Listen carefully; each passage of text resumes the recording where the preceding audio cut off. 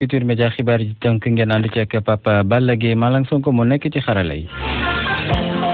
ñu doore ko ak dogal bi nga xam ne moom mooy ñëpp dañoo war a daal di takk ay masque ci biir réew mi yëpp lu tolloog nag junneeg juróomi téeméer ci ay doomu aadama jot nañ leen teg loxo ci ayu bés yi ñu daal di génn loole nag ñu ci bari liñ leen tax ñu daal di leen di teg loxo mooy lañ daal di santaane loole lépp defuñu ko ba tax na sax ci Ndakaaru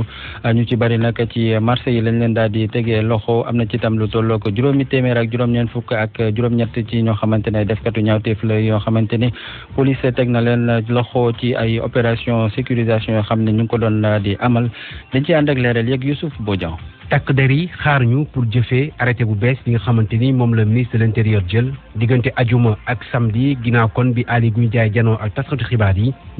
ñeenti téeméer ak juróom-ñeenti fukk nit teg nañ leen loxo ci réew mi liñ leen toppee bañ a sol masque juróom-ñeenti téeméer ak ñaari fukk ci marché yi lañ leen jàppee ñetti téeméer juróom fukk ak juróom-ñeent ci bërëbu jaayukaay yi téeméer nit fanweer ak juróom-ñett ñu jàppee leen ci oto yi dañ ci dugg te soluñu masque juróom-ñaari fukki ak ñett yi ci bërëb yi ñuy defee tàggat yaram nit yooyu nga xamante ni teg nañ leen loxo dañ leen bàyyi ginnaaw bu ñu fayee ab amende lu ëpp xaaj bi Ndakaaru lañ leen tegee loxo ñu fàttali ni gouverneur bu Dakar jël na tamit ay dogal bokk na ci yokk contrôle bi li jëm ci sol masque yi ci lieu public yi ci oto yi ci service public yi ak privé yi daal di tere tamit nit ñi daal di dajaloo ci plage yi ak terrain de sport yi ci week-end bi police def na tamit opération sécurité routière ci réew mi yëpp jot nañoo verbaliser lu tollu ci juróom téeméer ak juróom fukk ak juróom-ñeenti dawalkatu oto ñu daal di teg loxo ay nit ndax def naka sudul noonu ñu toll ci juróom téeméer ak juróom-ñeenti fukk ak juróom-ñett Dakar moo ci ëppale mu ngi toll ci ñetti téeméer ñaari fukk ak juróom ci des ci biir réew mi la mu ngi toll ci ñaar téeméer juróom-ñaari fukk ak ñett.